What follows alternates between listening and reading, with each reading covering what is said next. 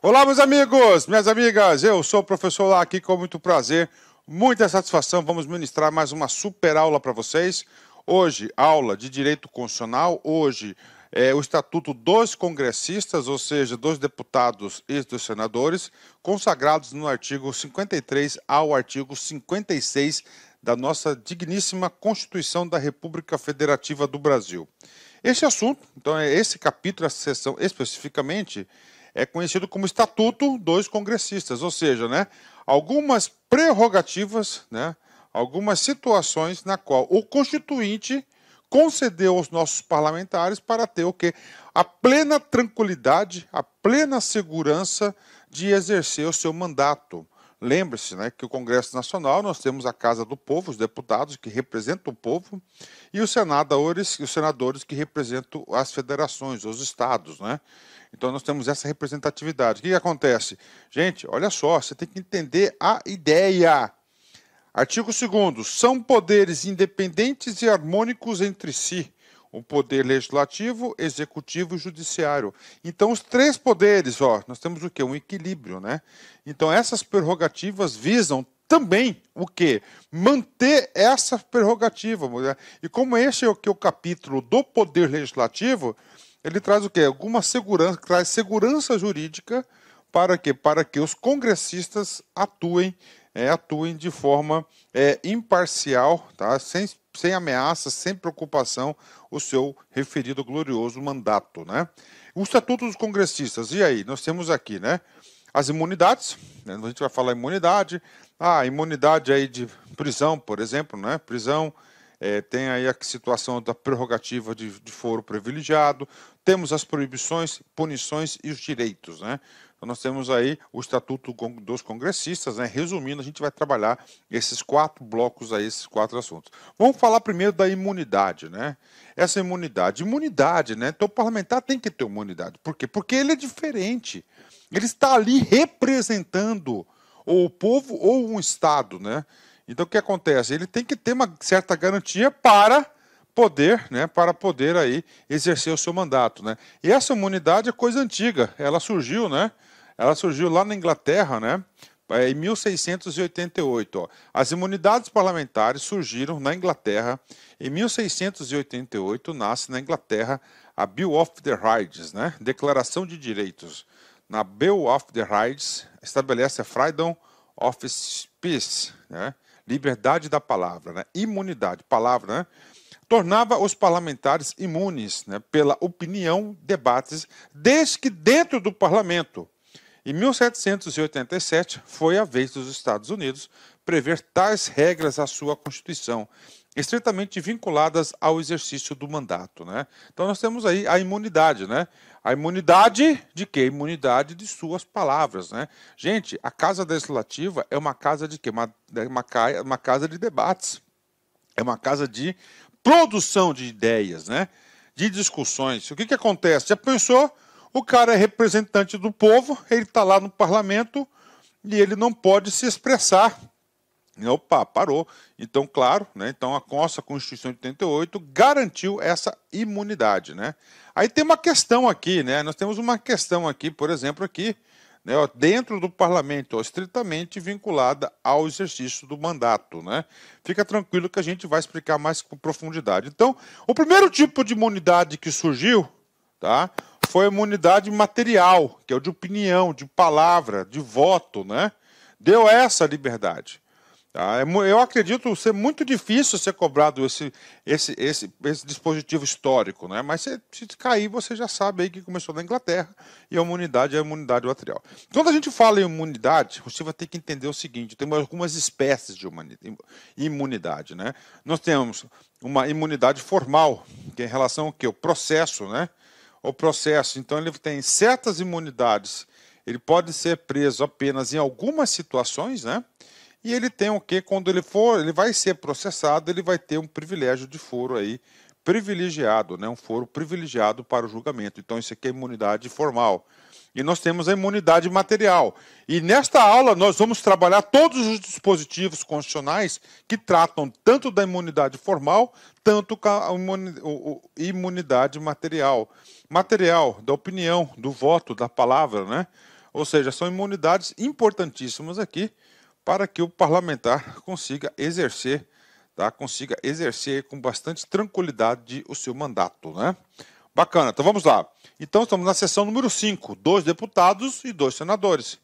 Ou seja, estamos falando de quê? Estamos falando aqui do Estatuto dos Congressistas.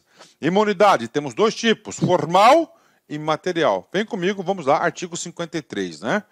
Eu acho muito importante a gente fazer a leitura seca dos artigos, né? Seca, por quê? Porque, cara, 90% das questões de prova, cara, decorre da, o quê? Da lei seca, né? 80%, pode ter certeza disso, né?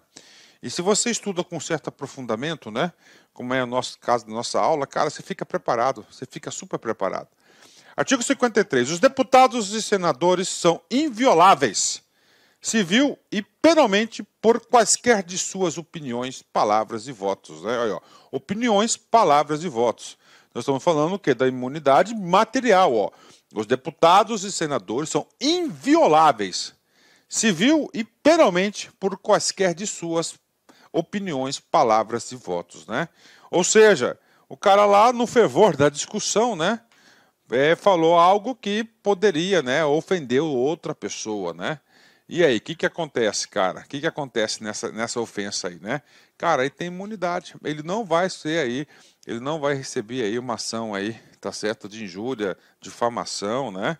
Calúnia de jeito nenhum, e muito menos, né, ele vai sofrer uma ação civil. Por quê? Porque ele tem imunidade, está muito claro o texto, né? O que acontece? Eu vou procurar primeiro a gente ler todos os dispositivos da Constituição, principalmente aqui do artigo 53, e depois eu trago um reforço pedagógico de entendimento para vocês. Combinado? Então vem comigo, vamos lá. Artigo... parágrafo primeiro. Por que eu estou falando isso? Porque só essa leitura assim não é suficiente para você ficar competitivo. Tem outras situações em que a gente vai explicar num determinado momento. Parágrafo primeiro. Os deputados e senadores, desde a expedição do diploma, serão submetidos a julgamento perante o Supremo Tribunal Federal. Olha aí, ó, a prerrogativa de foro, né? Então, você tem que entender, nós temos 2 tipos de situações aqui, ó. Então, nós temos aqui, ó, eleição. Ó, é a eleição, ok? Depois da eleição, nós temos a diplomação. Vamos colocar certinho, né?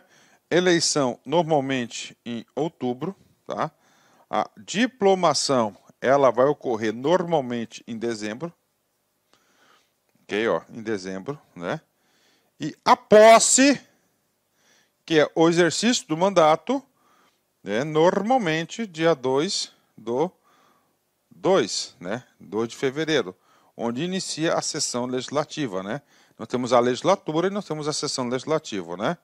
Então, o que acontece? Pô, primeira, imunidade formal, tá? O que está falando aqui, ó? Então, ele vai ser diplomado em dezembro. Provavelmente na primeira, no máximo segunda semana de dezembro. Ele vai ser diplomado. Ó.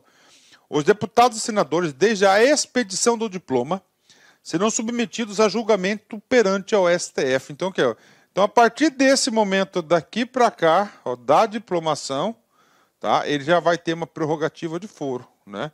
Ou seja, os deputados e senadores, né, ele vai sair da sua primeira instância. Tem muitos detalhes aí. Então, a primeira situação é essa aqui. Cara, pelo amor de Deus, faça esse quadrinho aí no seu caderno, tá? Então, nós temos primeiro... Por que eu estou falando isso? Porque nós vamos ter, tá, uma outra situação que vai ser o quê? Ó, a partir da posse, tá? Então, a partir da diplomação é o foro, tá aí, né? Ó, os deputados e senadores, desde a expedição do diploma, serão submetidos a julgamento perante o Supremo Tribunal Federal. Ah, professor, onde que está escrito na bendita Constituição que o cara vai ter uma prerrogativa de foro, né? Tá aí, ele está aqui no parágrafo, artigo 53, parágrafo 1º. Né? Vamos embora. Tem muitos assuntos interessantes aqui, né? Parágrafo 2º. Desde a expedição do diploma, os membros do Congresso Nacional não poderão ser presos. Opa, outra imunidade, ó. Não poderão ser presos, salvo em flagrante de crime inafiançável. Neste caso, os autos serão remetidos dentro de 24 horas, né, a casa respectiva para que, pelo voto da maioria de seus membros, resolva sobre a prisão. Tá aí, né? Então, o que acontece aqui, ó? Desde a expedição, olha outra imunidade gigante, né? Desde a expedição do diploma, os membros do Congresso Nacional, deputados e senadores, não poderão ser presos. Aí, tá? Não poderão ser presos. Ah, professor, tem um mandato, né? Tem um mandato aí de prisão, né? E aí? Cara, não pode ser preso, ele tem prerrogativa.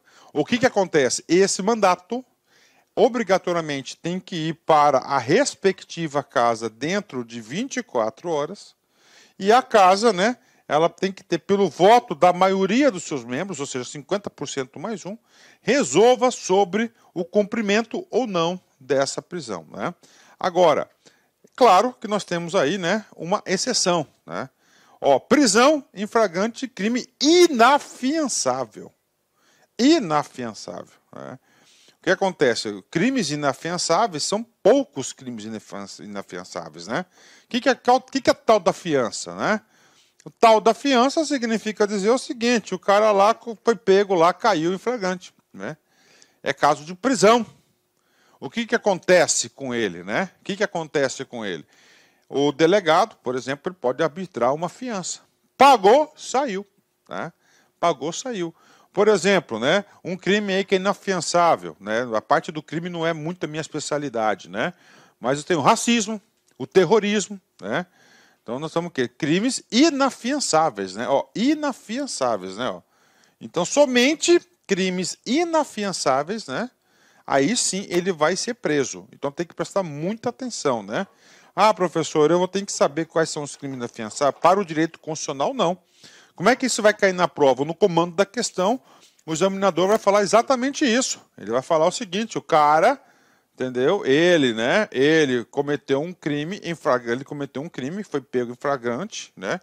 E o crime era inafiançável. Nesse caso, ele vai o quê? Para a berlinda, ele vai ser preso por essa situação aí.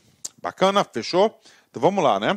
Vamos falar um pouquinho da prerrogativa de foro, que é o parágrafo 1º, perante o Supremo Tribunal Federal, né? Vamos esmiuçar isso aqui, vem comigo. Ó, os congressistas, desde a expedição do diploma, serão submetidos a julgamento pelo STF. Ok, já expliquei isso.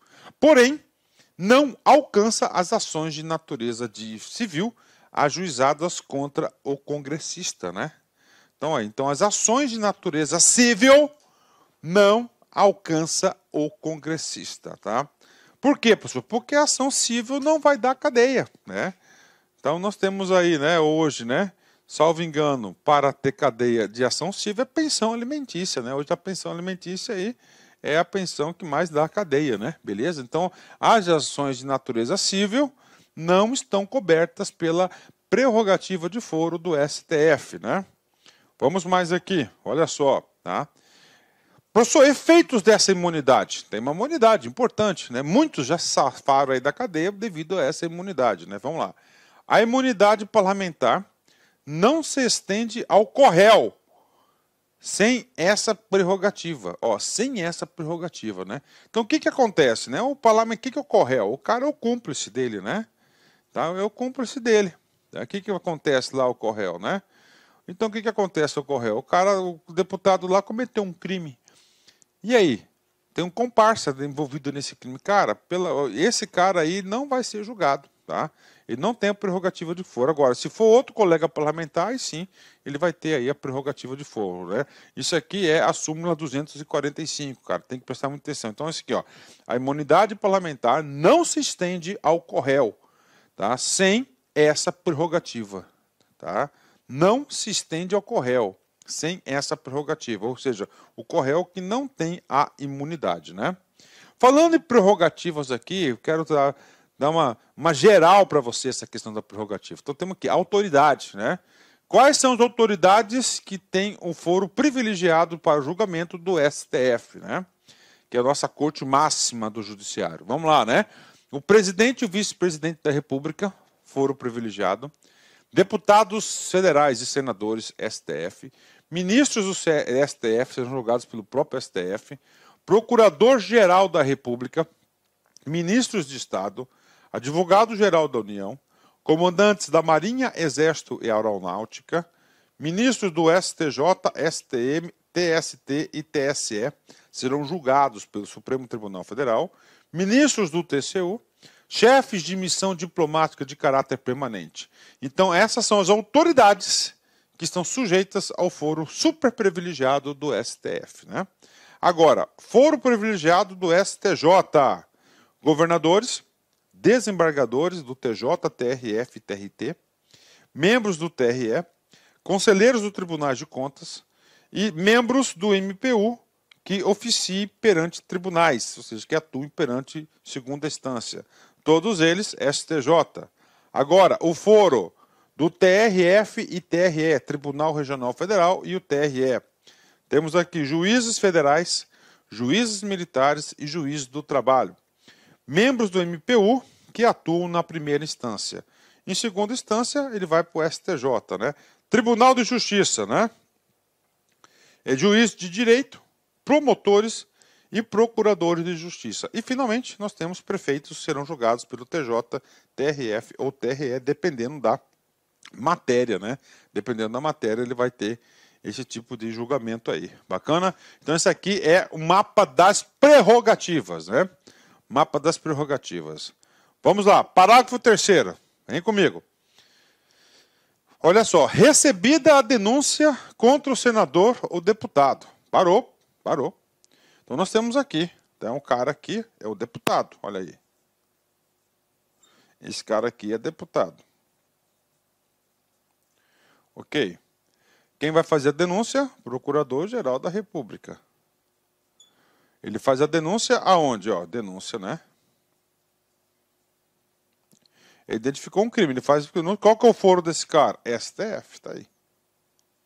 Beleza, STF. Beleza, tá lá, recebeu denúncia, processo, né? Ok, por crime ocorrido após a diplomação.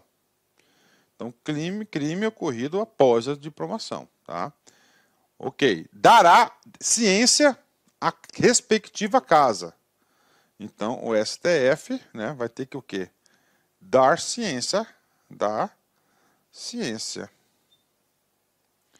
ao Poder Legislativo.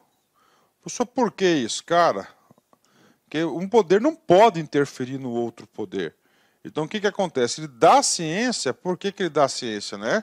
Ele dá ciência, ele tem que dar ciência, né? E aí? Dá ciência. Né? Que, por iniciativa do partido político nela representado e pelo voto da maioria dos seus membros, maioria dos seus membros, poderá, por decisão final, sustar o andamento da ação. Aí. Poderá, até a decisão final, sustar o andamento da ação. Aí, ó. Então, o que acontece, né? Então, aqui, ele vai votar. Sustar. Sim.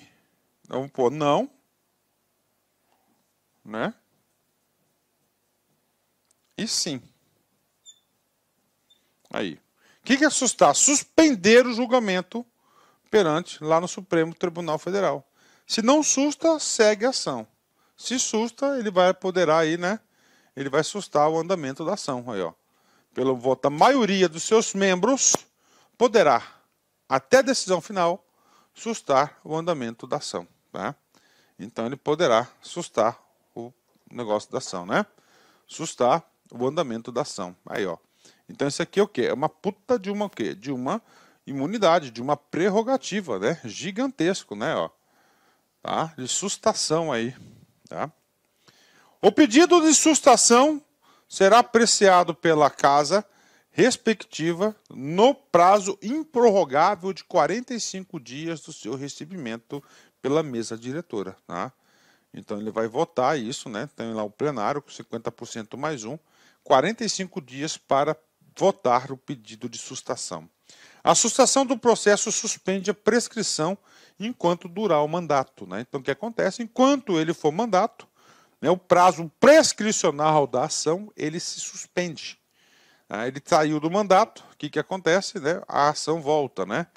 E aí, sobre isso, nós temos alguns casos aqui no Brasil, né, céleres, né? Já vi várias situações, isso aí por meio de televisão, de jornal aí, que deputado ele tem que se eleger de qualquer jeito, né? Por quê? Porque se ele perder o mandato, desce e sai tudo do STF e ele vai ser julgado, né? E ele vai ser julgado por toda a sua vida pregressa. Então o cara tá lá. Isso não poderia ser, né, cara? O cara entrar lá para se esconder, né? Bacana, então essa é uma prerrogativa, né? Uma imunidade. Vamos lá, tem muito assunto nessa aula aqui, muito assunto bacana, né? Os deputados e senadores não serão obrigados a testemunhar sobre informações recebidas ou prestadas em razão do exercício do mandato, nem sobre as pessoas que lhe confiaram, nem sobre as pessoas que lhe confiaram ou deles receberam informações, né? Olha aí, não pode, né? Então o que acontece aqui? Uma imunidade gigante, né? Então, o que acontece? Vamos lá, já caiu em prova de concurso isso várias vezes, né? Lá no comando da questão, o cara vai falar o seguinte, né? Que o deputado, ele concedeu uma entrevista, né? E nessa entrevista, né, ele tinha informações que ele recebeu no exercício do seu mandato. Claro que ele tem que receber informações, porque nós já vimos que o Poder Legislativo, né, o Poder Legislativo tem algumas atribuições muito interessantes, né? A atribuição dele não é apenas de legislar, mas também de fiscalizar o exercício do Executivo. Então ele tem essa prerrogativa também, né? Ele tem essa prerrogativa também. Então ele recebe denúncias, aí ele foi no jornal, ele jogou a merda no ventilador, e aí a pessoa, ou o jornal, não sei o que, o Ministério Público delegado, quer que ele fale a fonte. E aí, nananina não, porque ele é protegido, não serão obrigados a testemunhar. Aí abre um inquérito, o cara é chamado lá para testemunhar. Fala, não, eu recebi essa informação no exercício do meu cargo. Eu tenho uma imunidade constitucional e nada você poderá fazer. Tá aí, claro, né? Por quê? Porque tem que ter liberdade de ação. Ele tem que ter liberdade de voz, né? Então ele não pode ser coagido, não pode ser ameaçado. Ele é um parlamentar. Parágrafo 7º, vem cá, outra situação bem específica, né? A incorporação a forças armadas de deputados e senadores, embora militares e ainda que em tempo de guerra, dependerá de prévia licença da respectiva casa, né? Em tempo de guerra, né? E ainda em tempo de guerra, né? Então o que acontece, né? O que acontece, né? Vamos lá, o que acontece? Vem comigo, tá? Então o cara, né, o parlamentar, acontece o seguinte com ele. Está em guerra, certo? Ele quer se alistar nas Forças Armadas. Tá? Ele é da reserva. Ele quer se alistar. Pode, desde que tenha uma prévia licença da casa. Pronto, é isso que está dizendo, né? Então é o seguinte, por quê? Porque ele é parlamentar, ele é representante do povo. Então ele não pode perder esse vínculo fácil, né? Então vamos embora. As imunidades de deputados ou senadores subsistirão durante o estado de sítio, só podendo ser suspensas mediante a voto de 2/3 dos membros de cada casa, da casa respectiva, nos casos de atos praticados fora do recinto do Congresso Nacional, que eles sejam incompatíveis com a consecução da medida, né? Vou ler de novo que eu dei uma perdida aqui no texto. As imunidades de deputados ou senadores, né, subsistirão, né, durante o estado de sítio. Então, decretou o estado de sítio, o examinador vai perguntar para você, como é que ficam as imunidades? Elas ficam suspensas? Não, elas vão existir. Agora, só poderão ser suspensas mediante voto de 2/3 dos membros da casa respectiva. Existe a possibilidade, tá? Existe a possibilidade, tá? Existe a possibilidade, tá, de suspender as imunidades do parlamentar? Sim, existe. Quando? Primeiro, decretado o estado de sítio. Primeiro requisito. Segundo requisito, a própria casa tem que votar por 2/3 dos membros de cada casa, se é um parlamentar ou um senador, né, se vai suspender essas suas imunidades, né? Aí eu falo para você, né, o estado de sítio, né, um estado de exceção, né, onde tem a previsão ali de algumas hipóteses de ter a prisão, né? Se você tira o cara de circulação. Já pensou se tira nossos deputados aí, os representantes do povo? Não pode. Então o Constituinte, tá? O Constituinte aí deu essa proteção. Aí vem, nos casos de atos praticados fora do recinto do Congresso Nacional. Aí a gente já vai entrar noutra seara. Toda essa situação são para não atos praticados dentro do recinto, né? Mas fora do recinto do Congresso Nacional, que sejam incompatíveis com a execução da medida. Tá? Então, isso aqui é outra situação específica, né? Ok, então vamos lá. Agora a gente vai aprofundar mais ainda, né? Vamos falar de imunidade material dentro do Congresso Nacional, né? Dentro do Congresso Nacional, né? Material, voz, né? Então, o que acontece, né? Olha só. O STF entende que a manifestação sequer precisa guardar conexão com o exercício da função parlamentar. Presunção absoluta. Dentro do recinto sempre ocorrerá a pertinência, né? Então, o que é isso? Então, o cara está lá dentro do Congresso Nacional discursando. O que você tem que entender? Cara, o cara é um parlamentar. Ele tem imunidade de voz, né, de opinião, tem essa imunidade. Então, o que acontece? Ele ali mesmo, no exercício, entendeu? No exercício, ele tem presunção absoluta de sua voz. Presunção absoluta. Ou seja, né, o constituinte quer que o cara joga merda mesmo no ventilador, fala o que quiser. Não pode ter restrição, dedinho e mimimi. Tá? Isso aqui é dentro. Bacana? Dentro, tá? E agora, fora. Fora. Aí nós temos duas situações importantes. Duas situações. Imunidade material fora do Congresso Nacional. Só estarão protegidas se estiverem em conexão com o exercício da função parlamentar. Então é o seguinte, o que acontece, né? Ó, conexão do exercício. Então o parlamentar ele é chamado para participar de um programa aí muito conhecido chamado Roda Viva, né? Roda Viva lá da TV Cultura, né? Da TV Cultura, onde o cara fica no centro e ele é sabatinado por vários aí jornalistas, né? O que acontece ali? Ali ele está lá sendo sabatinado, claro, pode, tranquilo, sem restrição nenhuma. E ele fala de assuntos conexos com a sua atividade parlamentar. Ali também ele está protegido, porque há conexão. Há conexão. Tá? Ou seja, então o constituinte quer protegê-lo de qualquer forma. Fechou, bingo, 10. Agora, vamos colocar o caso muito famoso. O presidente do Vasco da Gama, até então deputado Eurico Miranda, um cara polêmico, né? O Eurico Miranda era presidente do Vasco e deputado federal. Falou que o juiz... Com licença, meu amigo, minha amiga, eu sou o professor Lac. Inicialmente quero pedir desculpas por ter interrompido seus estudos, mas essa aula é uma aula demonstrativa aqui do site Lac Concurso. Quero dizer para você o seguinte, que você pode assistir o restante dessa videoaula, você pode ter o material de apoio dessa videoaula e muito mais no nosso curso completaço pré-edital para o INSS. Valor do curso? O valor do curso custa 10 parcelas de R$ 45,00. E nós temos uma promoção. Essa promoção aqui, até o dia 3/6, ela custa 10 parcelas de R$ 30,00, né?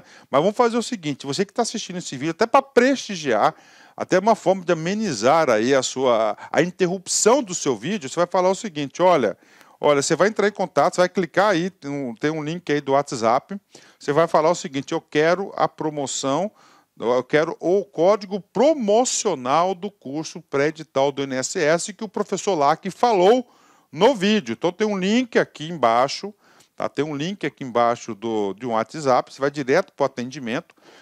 Lembra-se que o atendimento tem horários comerciais de atender e ali vai te fornecer um link para você pagar aí 10 parcelas de R$ 30,00. Cara, um curso super competitivo, é um curso na qual nós estamos nos dedicando muito. Inclusive, no último concurso, 2016, eram 2.200 vagas, salvo engano, e nós tivemos 204 pessoas, alunos, que nós ajudamos a ser aprovado nesse concurso. 204 pessoas. Cara, então o curso nosso é muito bom, é o melhor custo-benefício. Eu peço para vocês aí um voto de confiança. Meus amigos, um forte abraço, espero vocês. Tchau, tchau.